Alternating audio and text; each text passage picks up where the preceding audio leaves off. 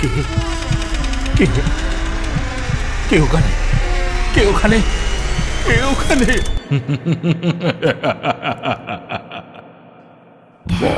ভুতুরে, যেখানে জীবিত সব চরিত্র।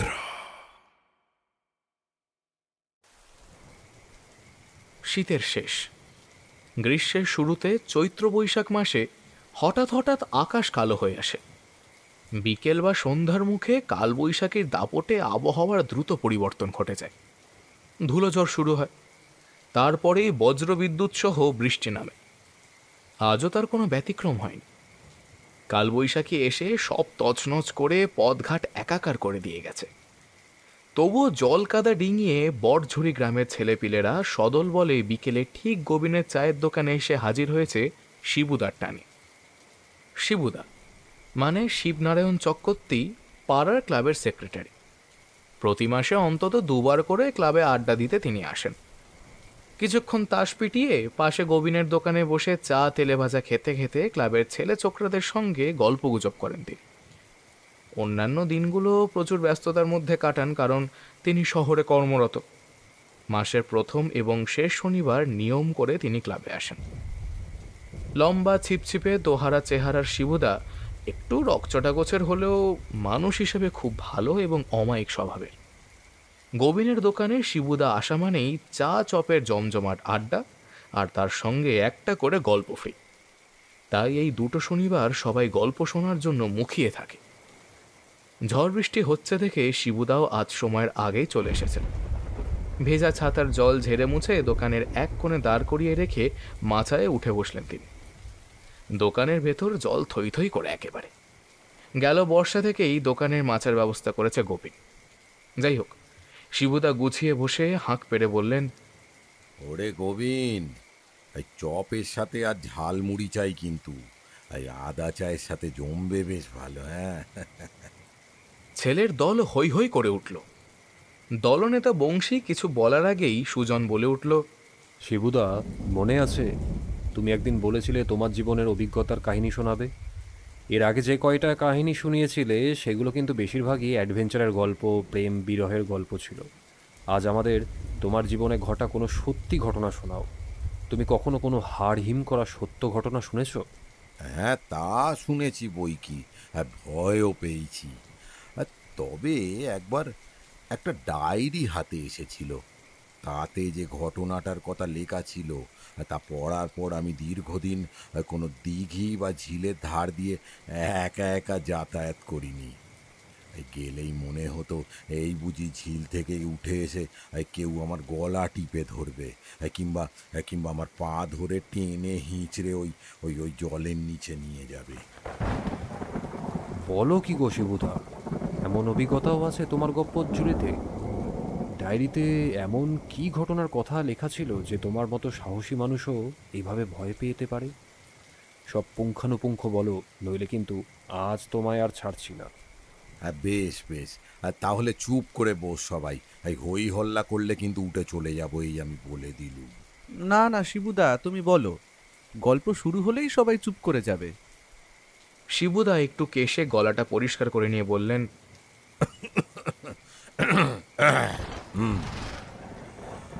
বহুদিন আগেকার কথা। প্রতিজ্ঞা করেছিলাম এই বিয়ে করব না, কিন্তু মানুষ ভাবে এক আর হয় আর এক। এই বাড়ির চাপে একদিন ওই চিরকুমার থাকার পরিকল্পনা ভেস্তে গেল। মা চিররুগ্না, শরীর স্বাস্থ্য দিনকে দিন ভাঙতে শুরু করেছিল। ওই নাতি নাতনির মুখ দেখে যেতে চাইলেন, ফলে মায়ের কথা ভেবে বিয়ে করতে বাধ্য হলুম। এমন সময় পাশ থেকে ন্যাপা ফিস করে ফুট কাটল। হ্যাঁ, সে তো বটেই। শুধু মায়ের কথা ভেবেই 4-4টে ছেলে মেয়ে হয়েছে। বিশু গুঁতো মেরে থামিয়ে দিয়ে বলল, কি হচ্ছে কি নেপা? শিবুদার কানে কথাটা গেলে কিন্তু আর রক্ষে থাকবে না, এই আমি বলে দিলুম। শিবুদা অন্যমনস্ক হয়ে বিড়ি ফুঁকছিলেন। কয়েক সেকেন্ড পর একটা নারকেলের মালায় ছাই ফেলে বলে উঠলেন, আমি তখন সদ্য বিয়ে করেছি। প্রথমবার জামাই ষষ্ঠী উপলক্ষে শ্বশুর বাড়ি গেলুম। আমার শ্বশুর বাড়ি ছিল ওই ওই খুব প্রত্যন্ত গ্রামে। ওই গিন্নি হেসেলে ঢুকে ওর মা কাকিমাকে সাহায্য করছিল। আমি বাড়ির অন্যান্য জামাইদের সাথে ওই বৈঠকখানায় বসে বেশ ওই গাল গল্প করছিলাম। আর হইচই করতে ভালোই লাগছিল। আর তবে পথশ্রমে একটু ক্লান্ত হয়ে পড়েছিলাম এই যা। আর তাছাড়া নতুন জামাই বলে কথা, ওই আত্মীয় স্বজন ছাড়া ওই পাড়া তুতো কাকিমা দিদিমা সবাই এসে ভিড় জমিয়েছিল। ছোট শালিকা কমলা এসে আমাকে তাদের ঘেরাটোপ থেকে উদ্ধার করে ছাদে নিয়ে গেল। সেখানে গিয়ে দেখলুম চিলেকোটার ঘরে সুন্দর ফরাস পাতা হয়েছে। কমলা দুটো তাকিয়া দেওয়ালে ঠেস দিয়ে বলল, জামাইদা, আরাম করে বসুন দেখি, এবার একটু বিশ্রাম নিন। আমি আপনার জন্য আম পোড়ার শরবত নিয়ে আসছি। এই বলে কমলা চলে গেল। আমি তাকিয়ায় হেলান দিয়ে বসে ওই সামনে রাখা কাঁচের পাল্লা দেওয়া ওই দেয়াল আলমারিটা অবাক হয়ে দেখছিল। একটা একটা ছোটোখাটো লাইব্রেরি বলা যাবে। থরে থরে দেশ বিদেশের মূল্যবান পুঁথি, সাহিত্য, বইপত্র সমস্ত কিছু সাজানো রয়েছে। একপাশে একটা ছোট চৌকির ওপরে খাতা কলম রাখা। তখনকার দিনে অজগায় বাস করেও আমার শ্বশুর মশাই বেশ জ্ঞানী, পণ্ডিত এবং সাহিত্যিক মানুষ ছিলেন। লেখাপড়ার জন্য এই চিলেকোটার ঘরটা তিনি ব্যবহার করতেন। আমি বইগুলো দেখে লোভ সামলাতে পারিনি।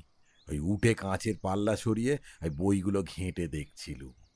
হঠাৎ একটা ওই সবুজ রেক্সিন বাঁধানো নোটবুকে চোখ পড়ে গেল। খুব কৌতূহল হলো ওই নোটবুকের গায়ে সোনালি অক্ষরে আমার জীবন পঞ্জিকা লেখাটা দেখে। নোটবুকটা টিনে বের করে দেয়ালে হেলান দিয়ে আরাম করে বসে পড়লুম। পড়তে পড়তে টের পেলুম কতগুলো বিচ্ছিন্ন অথচ এক সূত্রে বাঁধা ঘটনা পড়ছি। যত গভীরে ঢুকছি ততই ভয় গা ছমছম করছে। তুমুল বৃষ্টিতে আর কোনো খদ্দের না আসায় গোবিন নিজেও শিবুদার গপ্প মন দিয়ে শুনছিল। নোটবুকটা গিন্নি জ্যাঠা মশায়ের, মানে আমার জ্যাঠা শ্বশুর সুধীরচন্দ্র, তার লেখা। স্বর্গত সুধীরচন্দ্র তার যৌবনকালের একটা অতীব ভয়ঙ্কর ঘটনার কথা ওই লিপিবদ্ধ করে রেখেছিলেন। তিনি যেভাবে ঘটনাটার বিবরণ দিয়েছেন আমি ঠিক সেভাবেই তোদের বলছি। এই বলে শিবুদা পড়তে শুরু করলেন। আমি সরকারি কর্মচারী। কর্মসূত্রে একবার নবগ্রাম গিয়েছিলাম, ওই ওঝাপুর গ্রাম পঞ্চায়েতের অফিসে বিশেষ কাজ নিয়ে। সেদিন সকাল থেকেই দফায় দফায় মাঝারি থেকে ভারী বৃষ্টি হচ্ছিল, ঝড়ও উঠেছিল। নবগ্রাম স্টেশনে নেমে ছাউনির নিচে দাঁড়িয়েছিলাম। ভাবলাম বৃষ্টিটা একটু কমলে পঞ্চায়েতের অফিসের দিকে যাব, এই ভেবেই অপেক্ষা করছিলাম আর কি। যা বৃষ্টির দাপট, তাতে চারিদিকে যেন একটা ধোঁয়া ধোঁয়া পরিবেশের সৃষ্টি হয়েছে। স্টেশনে তখন হাতে গোনা কয়েকজন মাত্র। বৃষ্টির ঝাপসায় দুদিকের বসার আসনগুলো ভিজে গিয়েছিল, তাই আমি দাঁড়িয়ে বৃষ্টি দেখছিলাম। অনেকক্ষণ অপেক্ষা করার পর একটা ট্রেনে কেবল 2-1 যাত্রীকেই নবগ্রামে নামতে দেখলাম। ট্রেন চলে যাওয়ার পর হঠাৎ স্টেশনে নাম লেখা বোর্ডের দিকে চোখ পড়ল। দেখি এক অল্প বয়সী যুবতী মেয়ে এক বৃদ্ধাকে নিয়ে বৃষ্টির মধ্যে দাঁড়িয়ে আছে। আমি তো ওদের কাণ্ড দেখে অবাক। ওরা যেখানে দাঁড়িয়ে আছে সেদিকে কোনো শেড নেই। বৃষ্টিতে দাঁড়িয়ে ভিজতে দেখে যেমন অবাক লাগলো, তেমনই বেশ রাগও হলো। সঙ্গে একজন বৃদ্ধা রয়েছেন, তবু শেডের নিচে না এসে বৃষ্টিতে দাঁড়িয়ে ভিজছে। এ আবার কেমন কাণ্ড? পাগল টাগল নাকি? সিট না থাক, শেড তো রয়েছে, সেখানে না এসে কেন বৃষ্টিতে ভিজছে? বৃদ্ধা একেবারে কাক ভেজা হয়ে সিঁটিয়ে গেছেন দেখে আমার বুকটা টনটন করে উঠল। আমি আর থাকতে পারলাম না। খানিকটা এগিয়ে শেডের নিচ থেকে চেঁচিয়ে ধমক দিয়ে বললাম, এই মেয়ে, এটা কি? এত বড় ছাউনি থাকতে বুড়িমাকে নিয়ে এভাবে বৃষ্টিতে ভিজছো কেন? উনি তো অসুস্থ হয়ে পড়বেন, বুকে সর্দি বসে যাবে, মাথা ব্যথা খারাপ নাকি? কিন্তু ধমকানি শুনেও মেয়েটির মধ্যে কোনো ভাবান্তর দেখা গেল না। এমনকি সেই বৃদ্ধাও শুধু ড্যাব ডেবিয়ে আমার দিকে চেয়ে রইলেন, কোনো রকম প্রতিক্রিয়া দেখা গেল না।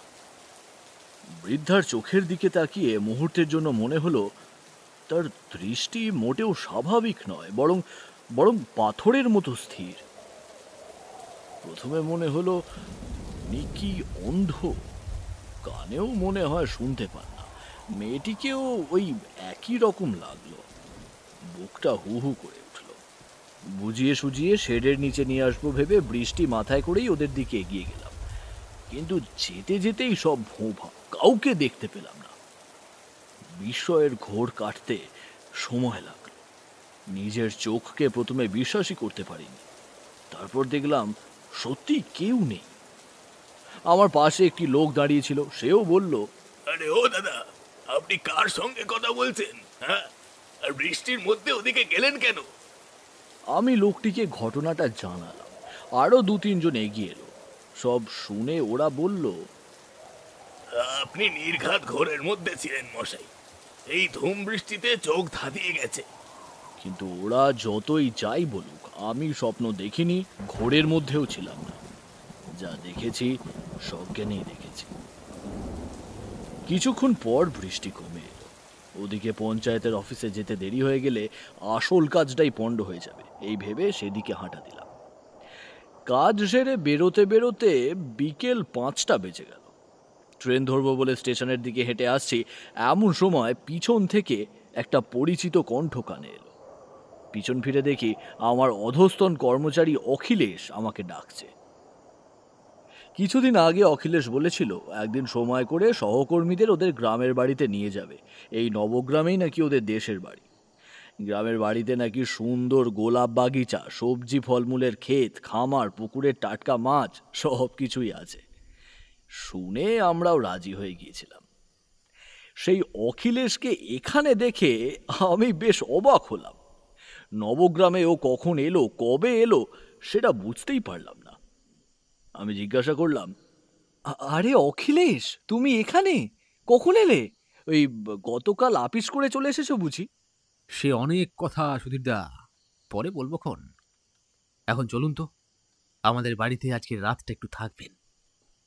আমি আপনাদের আমন্ত্রণ জানাবার কথা দিয়েও সময় করে উঠতে পারিনি, কিন্তু আজ যখন আপনার সঙ্গে দেখা হয়েই গেল তখন আর ছাড়ছি না। আপনি একটা রাত কাটিয়েই যান। আমি অখিলেশের কথা ফেলতে পারলাম না। সারাদিন কাটিয়ে চলে আসা আলাদা ব্যাপার, কিন্তু সচরাচর নিজের বিছানা ছাড়া অন্য কোথাও থাকতে আমি স্বস্তি পাই না।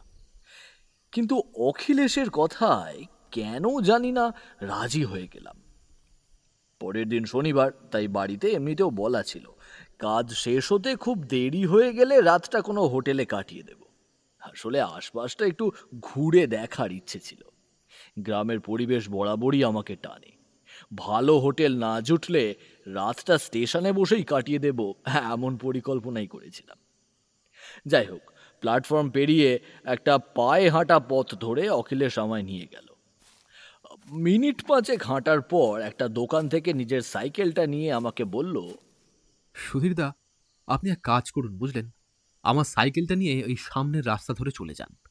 বেশি নয়, ওই 20-25 মিনিট সময় লাগবে। একটা কলা বাগান দেখতে পাবেন। কলা বাগানটা ছাড়িয়ে বাঁ দিকে মোড় নিলেই আমাদের মাটির বাড়ি, আর সামনেই একটা গোলাপ বাগান। বাড়ির নাম হলো গোলাপ নিবাস। আমার একটা জরুরি কাজ আছে, সেটা মিটিয়েই আমি কিছু আনাজপাতি নিয়ে ফিরব। আপনি যান। বাড়িতে আমার মা আর স্ত্রী ময়না রয়েছে, কোনো অসুবিধা হবে না। শুধু গিয়ে বলবেন যে আমি অখিলের অফিসের সুধীরদা, অখিল দোকান গেছে, আমাকে দিয়ে সাইকেলটা পাঠিয়ে দিল। ব্যাস এইটুকু বললেই হবে। আমি প্রথমে রাজি হইনি। বললাম, আরে হুট করে না জানিয়ে চলে যাওয়াটা কি ঠিক হবে? তাছাড়া আমি আগে যাব কেন? একসঙ্গে গেলেই তো হয়। তুমি সাইকেল চালাবে, আমি কেরিয়ারে বসে দিব্যি চলে যাব। কিন্তু অখিলেশ কিছুতেই রাজি হলো না। বলল, আমার কাজ সারতে একটু দেরি হয়ে যাবে, আর রাত বাড়লে ওই পথে হরেক রকমের বিপদ আসে বুঝলেন। তাই আপনাকে আগে নিরাপদে পাঠিয়ে দিতে চাইছি। কিন্তু কিসের বিপদ তা কিছুতেই খোলসা করে বলল না। বুঝলাম তর্ক করে লাভ নেই। অগত্যা সাইকেল চালিয়ে রওনা দিলাম গোলাপ নিবাসের উদ্দেশ্যে। অখিলেশকে আবার স্টেশনের দিকে যেতে দেখে অবাক হয়ে গেলাম। এত রাতে বৃষ্টিতে ওর ওদিকে আবার কিসের কাজ কিছুই বুঝলাম না। এদিকে জল কাদা ডিঙিয়ে সাইকেল কিছু দূর এগোনোর পর কলা বাগান চোখে পড়ল। সেটি ছাড়িয়ে বাঁ দিকে মোড় নিতেই একটা জরাজীর্ণ দোতলা মাটির বাড়ি দেখতে পেলাম। বাড়ির সামনে চিটে বেড়ায় ঘেরা গোলাপ বাগান।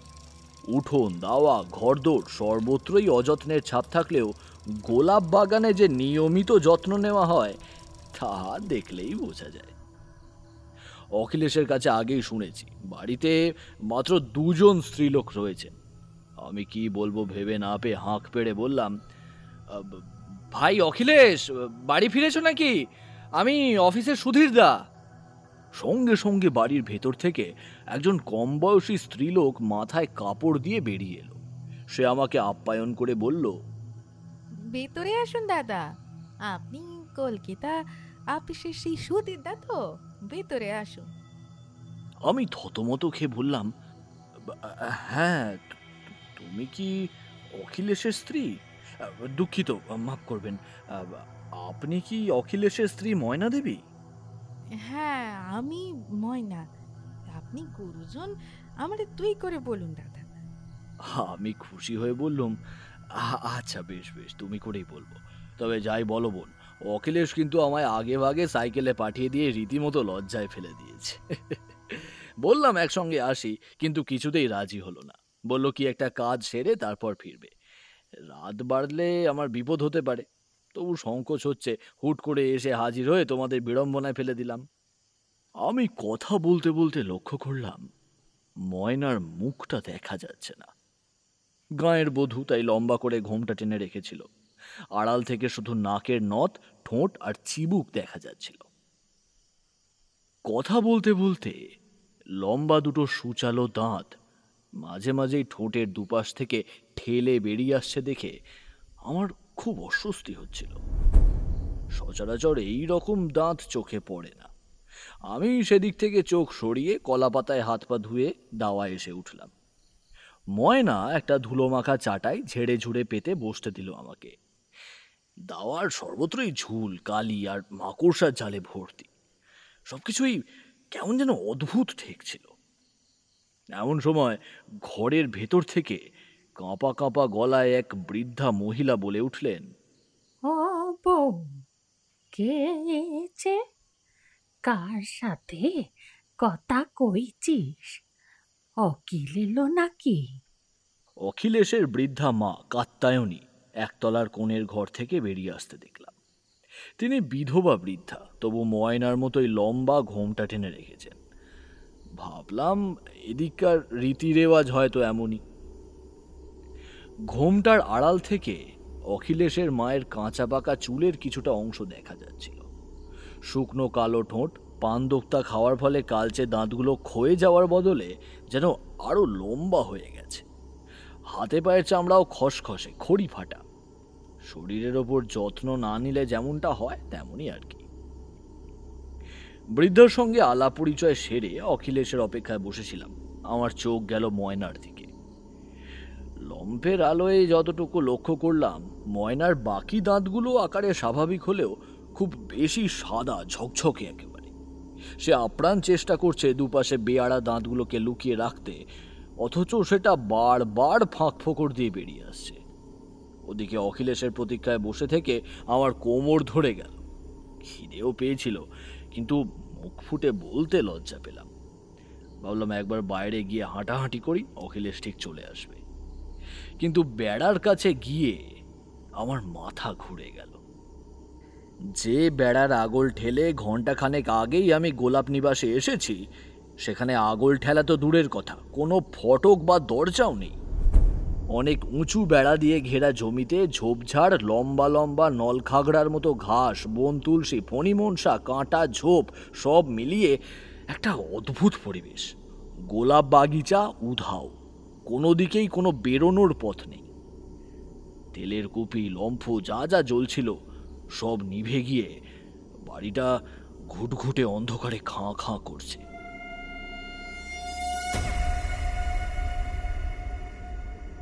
বেড়ার কাছে দাঁড়িয়ে আমার হাত পা কাঁপছিল। যখন এলাম তখন তো এমনটা ছিল না। আবার দাওয়ায় ফিরে এলাম। কিন্তু ময়নাকে হেসেলে দেখতে পেলাম না। দোরগোড়ায় লম্ফ জ্বলছিল, সেটাও কখন নিভে গেছে খেয়াল করিনি। অখিলেশের মাকেও দেখতে পেলাম না। বার কয়েক ময়নার নাম ধরে ডাকলাম, কিন্তু কাত্যায়নী বা ময়না কারোর কোনো সাড়া শব্দও পেলাম না। বাড়ির পরিস্থিতি যে স্বাভাবিক নয় সেটা ভেবেই বেড়ার কাছে চলে এলাম। ওখানে দাঁড়িয়ে মানুষ সমান উঁচু বেড়া কিভাবে টপকাবো সেটাই ভাবছিলাম। হঠাৎ চোখ চলে গেল দোতলার খড়ের চাল দেওয়া বারান্দার দিকে। সেখানে একটা মিশমিশে কালো ছায়ামূর্তি দাঁড়িয়ে থাকতে দেখলাম, যার চোখ দুটো বন্য সাপদের মতো জলজল করছে। চাপা গর্জন আর ভারী শ্বাস প্রশ্বাসের শব্দ ভেসে এলো সেই ছায়ামূর্তির নাকমুখ থেকে।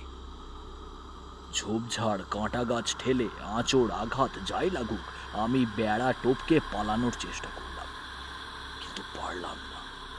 ভয়ে ইষ্ট নাম জপ করছি, এমন সময় বাড়ির পিছনে কুয়োতলা থেকে ক্যাঁচ ক্যাঁচ করে জলতলা শব্দ পেয়ে ছুটে গেলাম।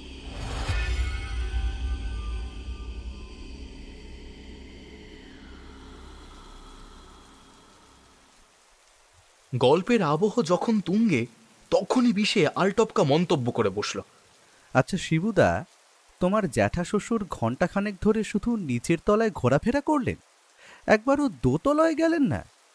অন্ধকারে যে দাঁড়িয়েছিল সে আদেও কোনো মেয়ে ছেলের ছায়া নাকি অন্য কিছু, সেটা তো পরখ করে দেখে আসতে পারতেন।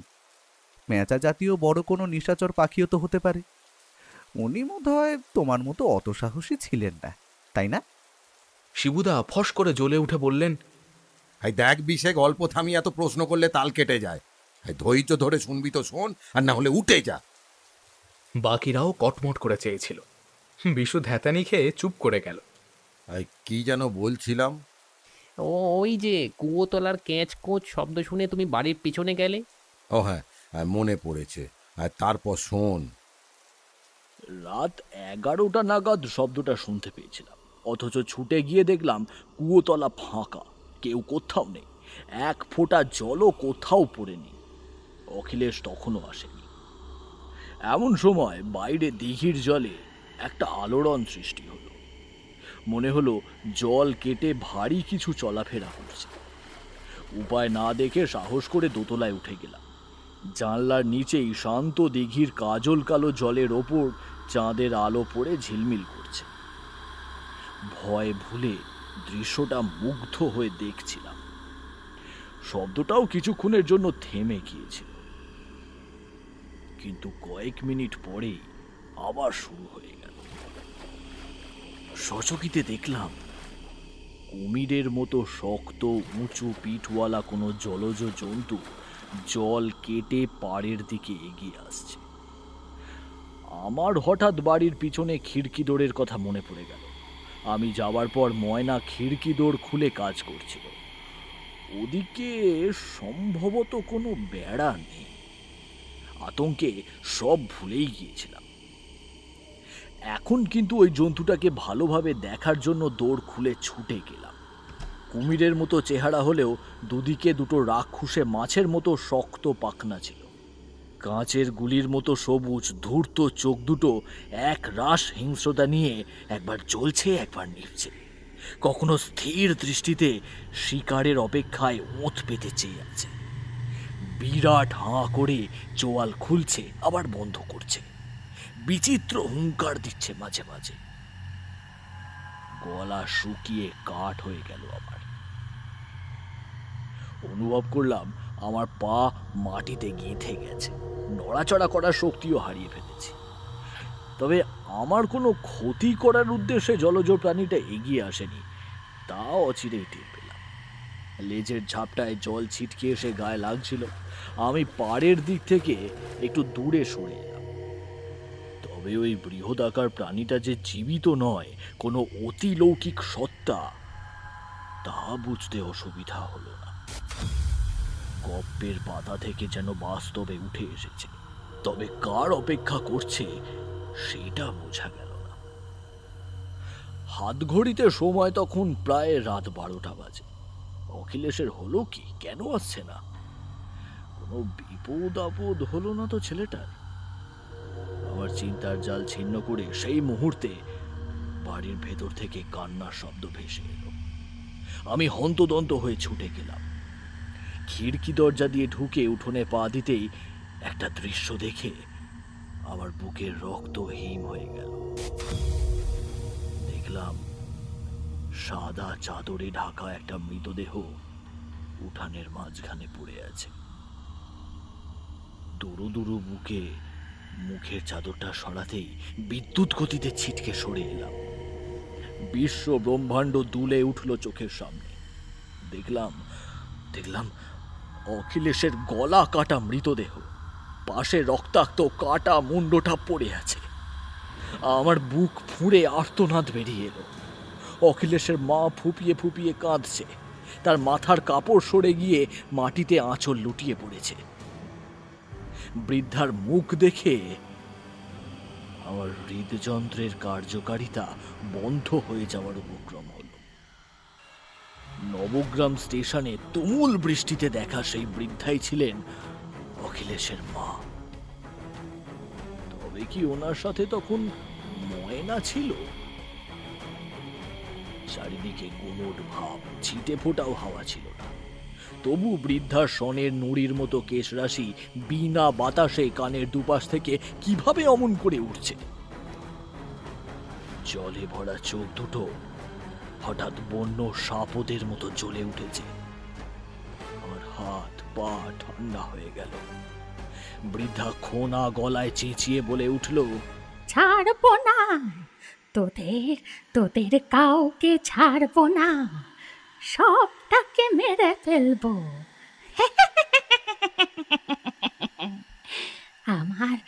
আমার বাবাকে ফিরিয়ে দে,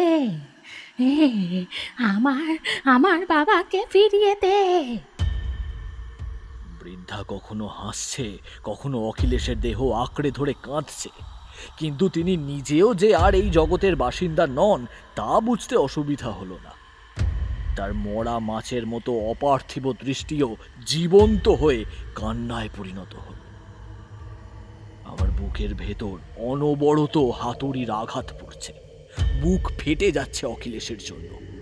কে বা কারা অখিলেশকে এমন নৃশংসভাবে হত্যা করলো তা না জানা পর্যন্ত আমারও মনে শান্তি ছিল না। মনে মনে ঠিক করলাম, যারাই এই কাজ করে থাকুক তাদের খুঁজে বের করে প্রতিশোধ আমি নেব। তবেই আমার বুকের জ্বালা চুড়বে। ময়নার কথা ভেবেও চোখে জল এসে গেল। এত অল্প বয়সী মেয়েটা স্বামীহারা হয়ে গেল। সে কিভাবে বাকি জীবনটা কাটাবে একা একা এই ভুতুড়ে বাড়িতে? সামনে তো গোটা জীবন পড়ে আছে। কিন্তু মেয়েটা যে কোথায় গেল তা কিছুতেই ভেবে পেলাম না। যখন ফিরে আসবে তাকে কিভাবে এই দুঃসংবাদটা দেব সে কথা মনে হতেই গলার কাছে এক যন্ত্রণা দলা পাকিয়ে উঠল।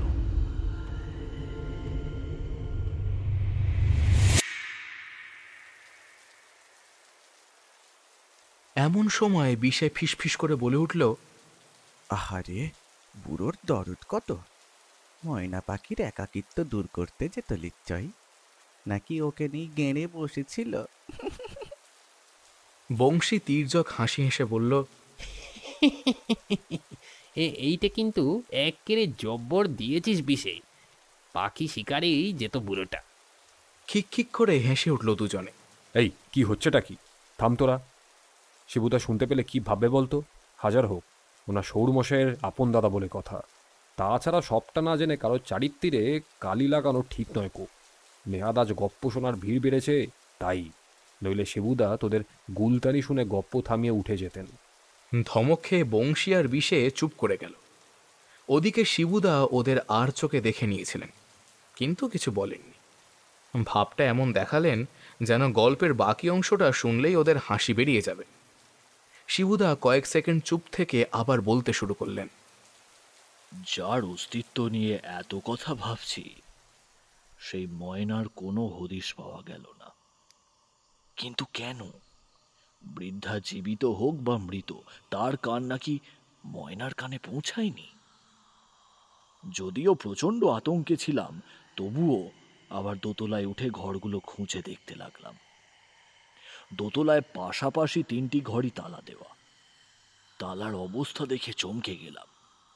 প্রতিটি তালায় দীর্ঘদিন অব্যবহারের ফলে মরচে ধরে গেছে। দরজাগুলো জরাজীর্ণ, আধ ভাঙা। বৃষ্টির ছাট জমে দরজা, জানলা, বারান্দা, মেঝে সর্বত্রই শ্যাওলা ধরে গেছে। দোতলায় ওঠার মাটির সিঁড়িগুলোতেও ধুলো, বালি, খড়কুটোর আস্তরণ পড়েছিল। সব দেখে শুনে বুঝলাম বাড়ির দোতলার অংশ বহু বছর ধরে পরিত্যক্ত হয়ে পড়ে আছে। বাড়ির একতলার অবস্থাও তথৈবচ। তবু ময়না এবং বৃদ্ধা দুজনের অস্তিত্ব এতদিন তো এখানেই ছিল। যদিও বৃদ্ধা ছেলের শোকে মারা গেছেন, কিন্তু ময়নাকে খুঁজে না পেয়ে ওকে নিয়ে আমার মনে নানান কুচিন্তা হতে লাগলো। মেয়েটা কোনো বিপদে পড়েনি তো? দিনকাল মোটেও ভালো নয়। তাছাড়া অখিলেশ নিজেও বলেছিল রাত বাড়লে বিপদ বাড়ে। হতে পারে অখিলেশের দেরি দেখে ময়না হয়তো ওকে খুঁজতে গেছে। ঝড় জলের নিস্তব্ধ রাতে বিপদ হতে কতক্ষণ? কিন্তু অখিলেশের মা যে কখন চলে গেলেন, অখিলেশের মৃতদেহ কারা পৌঁছে দিল, সেই হিসেব কিছুতেই আমি মেলাতে পারলাম না। আমি আসার পরেও ওনার সঙ্গে কথাবার্তা হয়েছে। উনি আমায় জল বাতাসা দিয়ে হাত পাখায় বাতাস করে বলেছিলেন, এইটুকু খেয়ে নাও বাবা, অকিল দোকান থেকে এলে রাতের খাওয়া দাওয়ার ব্যবস্থা হবে ক্ষণে। 4টি মরিচ দেব তারও উপায় নেই কো, ঘরে সব বারন্ত। অকিল আজ মাসকাবারি নিয়ে আসবে বলেছে। সেই মানুষটা তাহলে মারা গেলেন কখন? আচমকা একটা কথা মনে হতেই বুকটা ছ্যাঁত করে উঠল। সঙ্গে সঙ্গে ছুটে গেলাম অখিলেশের মৃতদেহের কাছে। বৃদ্ধাকে আশেপাশে কোথাও দেখা গেল না। খানিক আগেই অখিলেশের মৃতদেহ দেখার জন্য নিজেকে একটু সামলে নিয়ে আমি আবার চাদরে ঢেকে দিয়েছিলাম। চাদরটা হঠাৎ আপনা থেকেই সরে গেল। অখিলেশের কাটা মুন্ডুটা দেখে প্রথমে ভয়ে বুক কেঁপে উঠল। তারপর মনে হলো অখিলেশ বিচারের আশায় বিস্ফারিত চোখে আমার দিকে তাকিয়ে আছে। আমি কাঁপতে কাঁপতে অবন্ধ মুন্ডু সব ভালোভাবে পরখ করে দেখলাম, কিন্তু কোথাও এক ফোঁটা টাটকা রক্ত খুঁজে পেলাম না। বরং কালচে রক্ত শুকিয়ে শরীরে নানা স্থানে কাটা গলায় জমাট বেঁধে আছে। বিশ্রী কটু গন্ধে বমি উঠে এলো। নানাভাবে পরীক্ষা করে দেখলাম অখিলেশের মৃত্যু সেদিন হয়নি। উঠানে শুয়ে আছে অন্তত বছর খানেক আগেকার বাসি মরা। অথচ অখিলেশ আমাদের অফিসে মাত্র 6 মাস আগে চাকরিতে নিযুক্ত হয়েছে। এদিকে মৃতদেহের অবস্থা প্রমাণ করছে তার মৃত্যু হয়েছে 1 বছর আগে। এসব কিভাবে সম্ভব তা ভেবে আমি চোখে অন্ধকার দেখলাম। দেখতে দেখতে অখিলেশের দেহটা হঠাৎ বিভৎস কঙ্কালে পরিণত হয়ে গেল। করটির অন্ধকোটরে 2টো অগ্নিশিখা জ্বলতে দেখলাম, অর্থাৎ সে প্রতিশোধ নিতে চায়। আমার কাছে সব জলের মতো পরিষ্কার হয়ে গেল। এও বুঝলাম অখিলেশ নয়, অখিলেশের অতৃপ্ত আত্মাই গত 6 মাস ধরে আমাদের সঙ্গে ওঠা বসা করছে, অফিসে এসেছে। সে অধিকাংশ সময় একটা কালো কাপড়ে মুখ ঢেকে থাকতো, চোখে কালো রোদ চশমা। জিজ্ঞাসা করলে বলতো শহরের দূষণ থেকে রেহাই পেতে নাক মুখ ঢেকে আসে। আসল কারণটা সেদিন স্পষ্ট হলো। অফিসের অন্যান্য সহকর্মীরা যদি সত্যিটা জানতে পারত, সঙ্গে সঙ্গেই অক্কা পেত। অখিলেশ প্রতিশোধ নিতে মানুষ রূপে ফিরে এসেছিল, কিন্তু অখিলেশ কেন হঠাৎ আমাদের অফিসে কাজ নিল? আমাকে ওর বাড়িতে টেনে এনে বিচার চেয়ে প্রতিশোধের ইঙ্গিত দিল। এর উত্তর কিছুতেই মেলাতে পারলাম না। কিন্তু ময়না, তাকে কেন খুঁজে পাওয়া যাচ্ছে না? সবচেয়ে আশ্চর্যের বিষয় হলো সেই জলজ প্রাণীটা, কি তার পরিচয়? সেও তো মৃত, তার আত্মা কার জন্য উৎ পেতে আছে?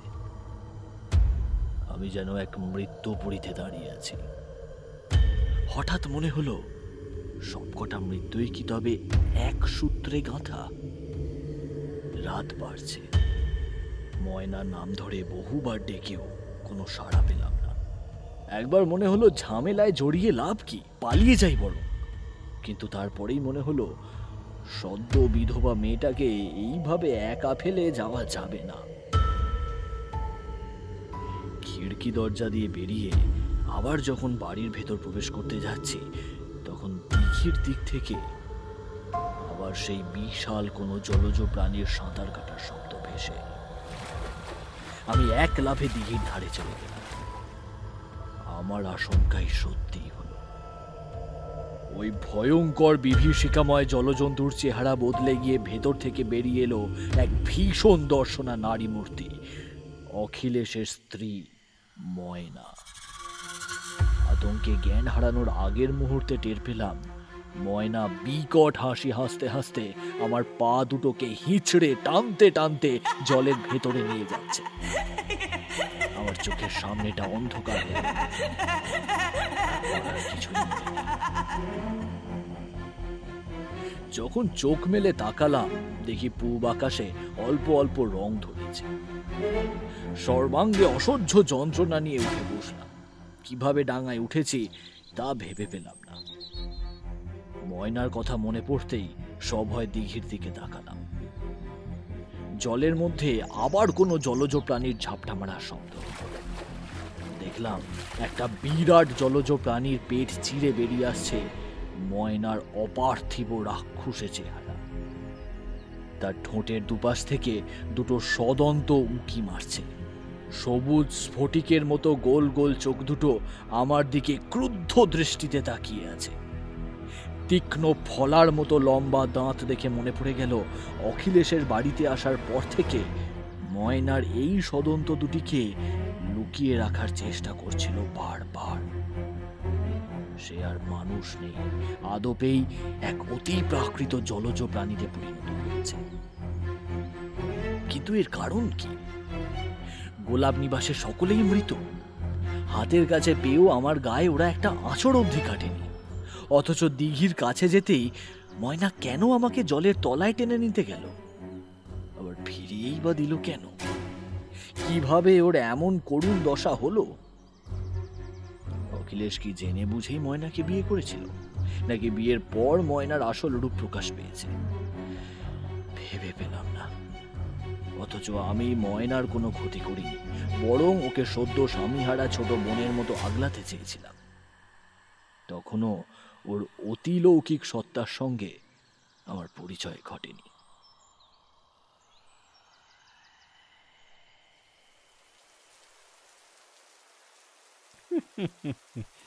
আপনার শ্বশুর মশাইকে নির্ঘাত পছন্দ হয়ে গিয়েছিল ময়নার, তাই টেনে নিয়ে যেতে চেয়েছিল নিজের জগতে। বলার জোরে উনি বেঁচে গেছেন। আমার মনে হয় ময়না কোনোভাবে মৃত্যুর পর ওই জলপিশাচিতে পরিণত হয়েছিল। আর পিশাচরাও কিন্তু মানুষের মতোই সংসার যাপন করে, তাদেরও সন্তান সন্ততি হয়, নিজেদের পরিবার থাকে, আর ওদের একটা আলাদা পৃথিবীও আছে। মুচকে হেসে মন্তব্য করলেন পাড়ার মাতব্বর নদের চাঁদ হাজরা। উনিও দোকানে বসে শিবুদার গল্প শুনছিলেন। ওদিকে শিবুদার মুখে ছোট বোনের মতো আগলেছি শুনে বংশী বিষের কানে কানে বলল, হ্যাঁ, বোন নাকি কচু বন, সবই বুঝি। নেহাত নদের চাঁদের সাথে কথা বলতে ব্যস্ত ছিলেন বলে শিবুদা কিছু শুনতে পাননি, তাই রক্ষে পেল বংশীরা। একটানা গল্প বলেই শিবুদাও একটু হাঁপি উঠেছিলেন, তাই গোবিনকে আরেক প্রস্থ চা এবং ফুলুরির অর্ডার দিয়ে কেঠো হাসি হেসে বললেন, আর নদের চাঁদবাবু, আপনি ঠিকই বলেছেন। আর পিশাচদেরও পরিবার থাকে, আর ওদেরও ওই সন্তান সন্ততি হয়। কিন্তু এই কাহিনীতে ময়না কোনো পিশাচ ছিল না। আর আমার শ্বশুর মশাইকে নিয়েও ময়নার কিন্তু কোনো অভিপ্রায় ছিল না। কাহিনীর একবারে শেষে গিয়ে আপনারা সকলেই জানতে পারবেন আর ময়নার আসল উদ্দেশ্য কি ছিল, আর কিভাবে তার মৃত্যু হয়েছে।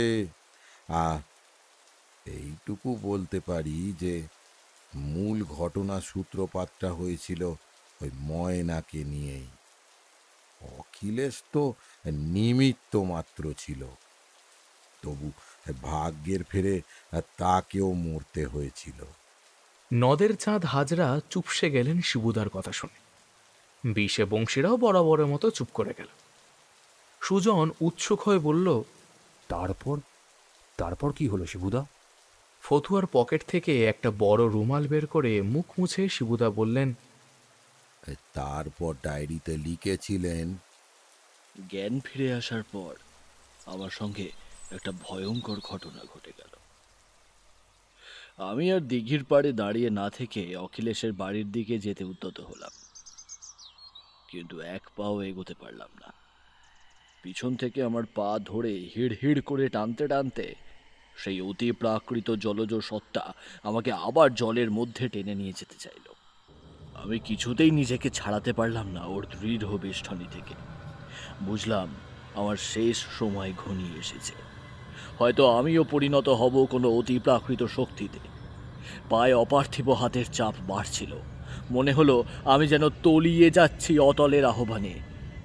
ভয়ে চোখ বুজে ফেললাম। আর তখনই হই হল্লার শব্দ কানে এলো। আমি নিজের গায়ে চিমটি কেটে দেখে নিলাম সত্যি বেঁচে আছি কিনা। বুঝলাম ভুল কিছু শুনিনি। আমি ডুব সাঁতার দিয়ে ভেসেছিলাম। মাথাটা সামান্য বের করে দেখলাম কয়েকজন লোক অখিলেশের বাড়ির কাছে এসে ভিড় জমিয়েছে। তাদের মধ্যে বটকা নামে একটি স্থানীয় ছেলে বলছে, আমি নিজের চোখে দেখেছি ওস্তাদ, একটা সোঁদর পানা ফর্সা মতো লোক অকিলের বাড়িতে সাইকেল নিয়ে ঢুকেছে। এই জন্যেই তো কইলুম এ বাড়িটা এখন আর নিরাপদ নয় কো, মালপত্তর সইরে নাও। ওস্তাদের নাম ছিল মন্টু। সে অশ্রাব্য ভাষায় গাল পেড়ে বলল, কোথায় সেই হতচ্ছাড়া শয়তানের বাচ্চাটা? হ্যাঁ, এখানে এসে কি করতে? ওরও কি অকিলদের বাড়িতে চোরাই মালের ধান্দা আছে নাকি? হ্যাঁ, সেইটাই তো বুঝতে পারছি না ওস্তাদ। ওর মতলবটা কি? অকিলের মা বউ কেউই তো বেঁচে নেই, অকিল নিজেও খতম। আমি নিজে হাতে ওর গলা কেটে হত্যা করেছি। তাহলে এই লোকটা কে? খিড়কির দৌড়টা খোলা দেখছি, দিঘির পাড়ও তো ফাঁকা। বাচাদন যে এ বাড়িতে ঢুকেছে তা তো বোঝাই যাচ্ছে। চল চল চল ভিতরে ঢুকে দেখে আসি। লোকটা যেই হয়ে থাকুক ওকে একেবারে হাপিস করে দিতে হবে। ট্যাঁফো করার আগেই গলাটা নামিয়ে দিবি এক কোপে। হ্যাঁ। আমি আঁতকে উঠলাম মন্টু আর বটকার কথাবার্তা শুনে। স্পষ্ট বুঝলাম ময়না কেন আমার পা ধরে জলের তলায় নিয়ে গিয়েছিল। আমাকে দেখতে পেলে ওরা তখনই মেরে ফেলত। ওদের আসার খবরও আগে থেকেই পেয়েছিল। কৃতজ্ঞতায় চোখে জল এসে গেল। কিন্তু ওই লোকগুলো অখিলেশকে কেন মেরেছে? বৃদ্ধা কাত্যায়নে কি তবে তার ছেলের শোকে মারা যাননি? ময়নাকেও কি ওরাই মেরেছে? প্রশ্নগুলো আমার মাথায় ঘুরপাক খেতে লাগলো। ময়নাকে বললাম, তোমাদের সকলের মৃত্যুর প্রতিশোধ আমি নেব ময়না, আমাকে যেতে দাও। ওদের উপযুক্ত শাস্তি না দেওয়া অবধি আমার শান্তি নেই। ময়না আমাকে যেতে দিল। আমি উঠে বুক ভরে নিঃশ্বাস নিলাম। ওরা ততক্ষণে অখিলেশের বাড়িতে ঢুকে পড়ে আমার খোঁজে বেড়াচ্ছে। আমি পা টিপে টিপে বাড়িতে প্রবেশ করলাম। খিড়কি দরজা দিয়ে ঢুকে প্রথমেই অখিলেশদের পরিত্যক্ত গোয়ালঘর, রান্নাঘর ইত্যাদি পেরিয়ে আমি ভাড়ার ঘরের অন্ধকারে মিশে সুযোগের অপেক্ষায় থাকলাম। আমার উপস্থিতি ওরা তখনও টের পায়নি। মন্টু ওস্তাদ উঠানে দাঁড়িয়ে সাগরেদ বটকাকে মাটি খোঁড়ার নির্দেশ দিল। বটকা মাটি খুঁড়ে দুটো নরকঙ্কাল তুলে একপাশে শুইয়ে দিল। মন্টু ওস্তাদ বলল, লাশ দুটোকে এখনই এখান থেকে সরিয়ে ফেলতে হবে বটকা। লোকটা পুলিশের লোক হতে পারে। অকিলের খোঁজ না পেয়ে কোনো আত্মীয় স্বজন বা অফিসের কেউ পুলিশে খবর দিয়েছে, অথবা তাদের কেউ নিজেই এসেছে। সব শুনে বুঝলাম অখিলেশ ও তার বৃদ্ধা মাকে হত্যা করে ওরা মাটিতে পুঁতে দিয়েছে, কিন্তু কারণটা তখনও জানা ছিল না। আর অখিলেশের আত্মা কেন আমাদের অফিসের ক্লার্ক হয়ে ঢুকেছিল সেটাও তখনও জানতে পারিনি। বটকা লাশ দুটোকে বস্তাবন্দি করে বলল, ময়না তোমার প্রস্তাবে রাজি হলে ওকে মরতে হতো না ওস্তাদ। অকিল আর অকিলের বুড়ি মাটাও বেঁচে যেত। হ্যাঁ, কিন্তু ও কিছুতেই বাড়ির দলিল আর নকশাটা দিতে রাজি হচ্ছিল না। ময়নার বাপটা মহা শয়তান। নকশাটাকে কোথায় যে লুকিয়ে রেখে গেছে খুঁজে পেলুমনি বলেই তো ময়নার কাছে গেলুম, কিন্তু নকশার খোঁজ তো দিলেই নে, উল্টে দলিলটাও লুকিয়ে রাখলে। কিন্তু বটকা, তোরও তো দরদ কিসের রে ময়নার ওপর? তাহলে শুধু শুধু মারলি কেন? আমাকে মনের কথাটা বললে আমি ওকে রানী করে রাখতুম না হয়। মাঝে মাঝে তোরাও একটু একটু বেশ পেতিস। মন্টু অশ্লীল হাসি হেসে ওঠে। বটকাও কিছুক্ষণ হাসলো, তারপর বলল, তবে আমার মনে হয় না ময়না এ বাড়িতে কোথাও ওর নিজের বাপের দলিল নকশা সবকিছু লুকিয়ে রেখেছে। আমরা গত 1 বছর ধরে বারবার এসেও খুঁজে পাইনি কো। আচ্ছা, ওই পিলাঞ্চেট না কি যেন বলে, ওইটে করলে হয় না? তাহলেই তো সব জানা যাবে। মন্টু খেঁকিয়ে উঠে বলল, তুই পাগল হলি নাকি বটা? যদি সত্যি ওসব হতো তাহলে ময়নার আত্মা আমাদের ছেড়ে দিতে ভেবেছিস? এর চেয়ে অঘরি বাবাকে ডেকে আনলেই সব জানতে পারা যাবে। এমন সময় মন্টুর আরেক সাগরেদ দেবা ওপর থেকে নেমে এসে বলল, ওস্তাদ, দোতলা শেষ ঘরের তালাটা আজ টান দিতেই ভেঙে গেল। ঢুকে দেখি ভাঙাচোরা জিনিসের সঙ্গে একটা মস্ত বড় টিনের বাস্ক রয়েছে। মন্টু বটকাকে নির্দেশ দিয়ে বলল, এই বেটা, তুই দেওয়ার সাথে ওপরে গিয়ে বাস্কটা খোল দেখিনি? আমি নিচের ভাড়ার ঘরটা একবার ভালো করে দেখে আসি গে, ওদিকটা লক্ষ্য করে দেখিনি। আমিও ঠিক এমন একটা সুযোগের অপেক্ষাতেই আঁশ বটি নিয়ে ওঁত পেতে দাঁড়িয়েছিলাম। মন্টু এসে চৌকাঠে পা দিতে যাবে, ঠিক তখনই দোতলা থেকে তারস্বরে চিৎকার ভেসে এলো। রব শুনে মন্টু পড়ি কি মরি করে দোতলায় উঠে গেল। আমি ওর পিছু নিলাম। মন্টু আমাকে দেখতে পেয়ে ছোড়া হাতে তেড়ে গেল। চোখের নিমেষে ঘটে গেল এক ভয়ঙ্কর ঘটনা। মন্টুর পা দুটো ধরে শূন্য থেকে কেউ তাকে উল্টো করে ঝুলিয়ে দিল। দেখলাম এক বিভৎস বিকৃত ছায়া মূর্তি। মন্টুটা শরীর থেকে আলাদা হয়ে একপাশে ঝুলে আছে। অখিলের অপার্থিব চোখ দুটো জল জল করছে প্রতিহিংসার আগুনে। মন্টু মুখ থুবড়ে মাটিতে পড়ে গেল। বটকা আর পদার গলায় তখন বৃদ্ধা কাত্যায়নীর সনের নুড়ির মতো পাকা চুলগুলো হাওয়ায় উড়ে ওদের গলা পেঁচিয়ে ধরেছে। অট্ট হাসিতে ফেটে পড়ছে অখিলেশের মায়ের অতৃপ্ত আত্মা।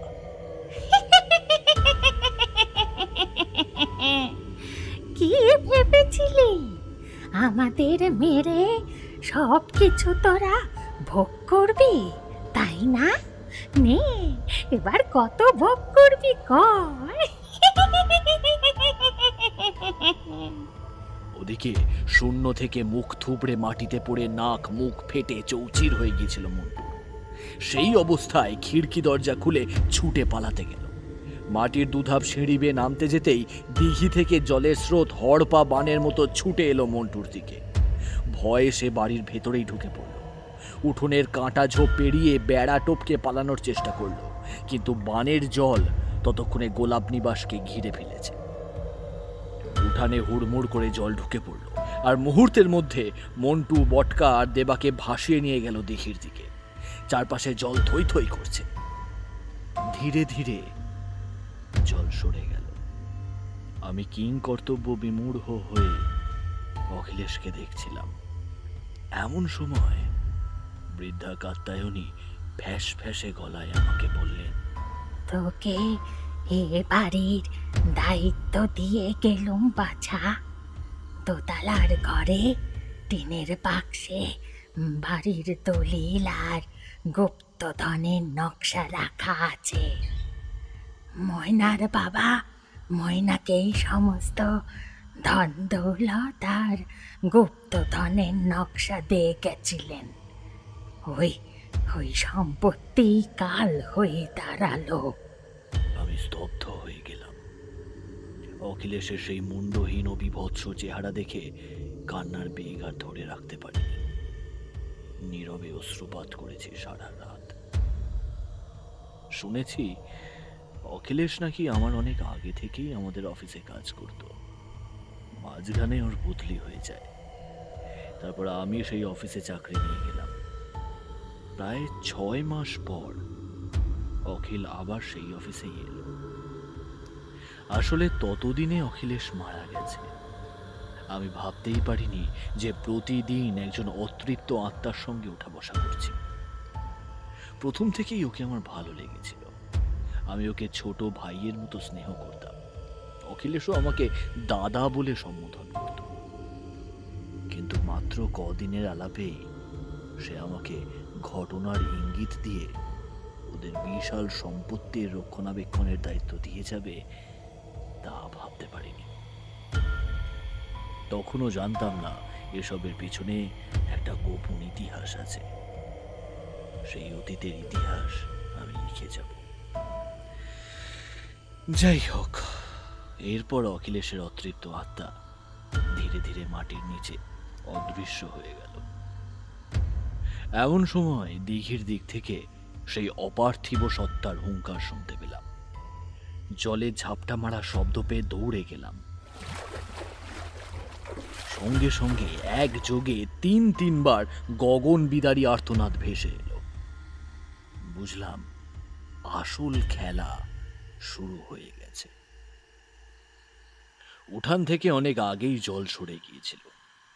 দেখলাম বাইরে কোথাও কোনো জল নেই, শুধু দিঘির জলের কাছে পার্থিব ও অপার্থিব লড়াই চলছে।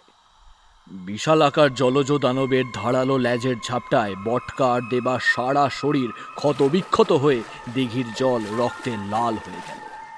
সেই অতিকায় জলদানবের কবল থেকে বেঁচে ফেরার ক্ষমতা তাদের ছিল না।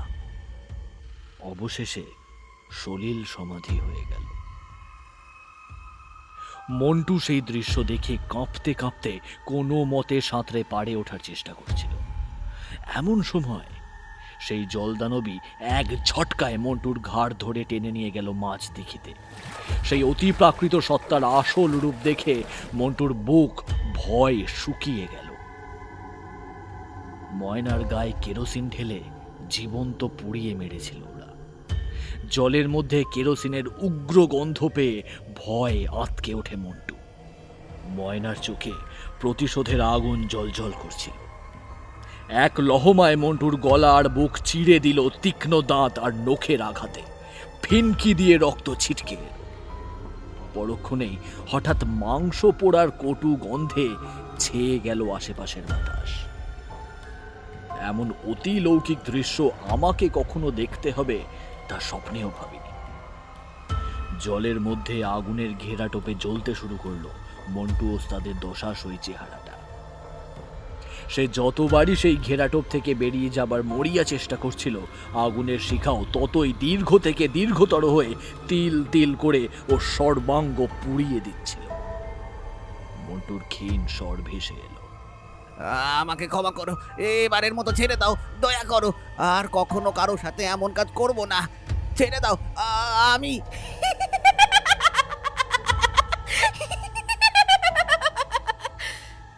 আমার বাবাকে ঠকিয়ে সর্বস্ব কেড়ে নিতে চেয়েছিলি তুই। আমার বাবাকে শেষ করে আমাকেও জীবন্ত চালিয়ে দিলি। হ্যাঁ, এত বড় অন্যায় করেও ক্ষমা চাইছিস?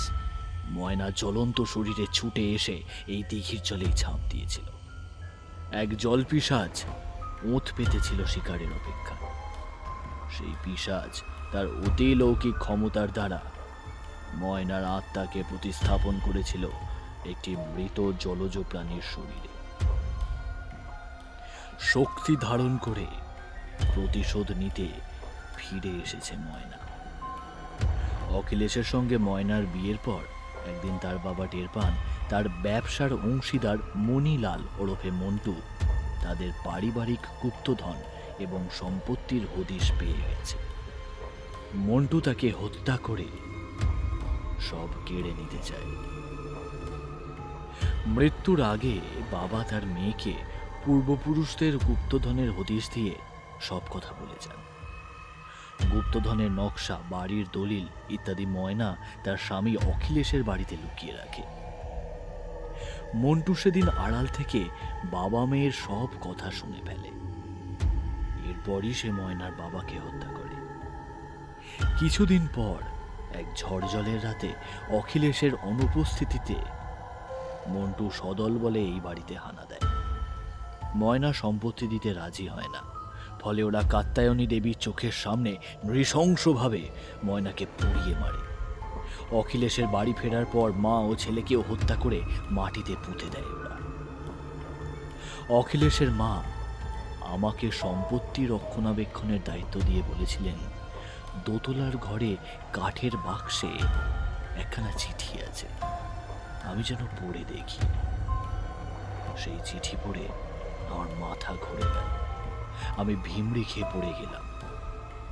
চিঠিতে লেখা ছিল, আমি জানি বাছা, রক্তের টানে তুই একদিন ঠিক এখানে আসবি। যদি সেদিন আমি বেঁচে না থাকি, অকিলকে পরিচয় দিয়ে বলবি আমি তোর আপন পিসিমা, অকিল তোর পিস্তত ভাই। তুই যখন খুব ছোট তখন আমি অকিলের বাবা বিয়ে করে পালিয়ে এসেছিলুম। সেই থেকে তোর ভাবটা ওটা আমায় ত্যাগ করলেন, কোনো সম্পর্ক রাখিনি। তবে তোর মা মাঝে মাঝে লুকিয়ে দেখা করে যেতেন। তোর জন্মের পর তোর মাও মারা গেলেন, সেই থেকেই আর কেউ খোঁজ নিতে আসেনি। তাই আমাদের কথা তোর অজানা রয়ে গেছে বাপ। চিঠি পড়ে চমকে উঠলাম। পিসিমার ঘর বাড়ি দেখাশোনা করছি ঠিকই, কিন্তু ময়নার সম্পত্তির কানাকড়িও আমি ভোগ করিনি। গ্রামে একটা বড় প্রাথমিক বিদ্যালয় তৈরি করে বাকি অর্থ দরিদ্র অসহায়দের মধ্যে বিলিয়ে দিয়েছিলাম। গুপ্তধনের নকশা সেই কাঠের বাক্সের মধ্যেই রয়ে গেছে। এই ঘটনা মৃত্যু আমার মনে থাকবে, এ ভোলা যায় না। অবসর সময়ে সেই নিদারুণ ঘটনার স্মৃতিচারণ করব বলে নোটবুকে লিপিবদ্ধ করে রেখে গেলাম। সুধীর চন্দ্র, সন 1980, রবিবার।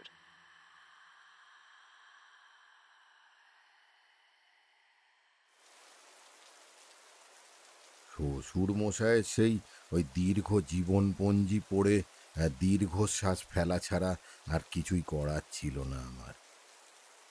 কমলা আমের পানা দিয়ে গেল। আমি ডায়েরিটা যথাস্থানে রেখে ওই শরবতটা খেয়ে উঠে পড়লাম।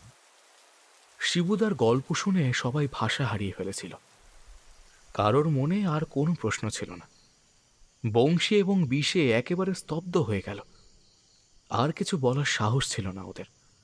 ওদিকে মাতব্বর নদের চাঁদ হাজরাও মনে মনে লজ্জিত হলেন। তখনও সকলের মনে গল্পের কিছুটা রেশ রয়ে গিয়েছিল। শিবুদা মাচা থেকে নেমে সকলের উদ্দেশ্যে বললেন, এই বৃষ্টি বন্ধ হয়ে গেছে, আর পরের দিন তোদের আবার একখানা জব্বর গল্প শুনিয়ে যাব। হ্যাঁ, আর চলি কেমন? এই বলে তিনি ছাতা হাতে বেরিয়ে গেলেন। সবাই হাঁ করে চেয়ে রইল তার চলে যাওয়ার পথের দিকে।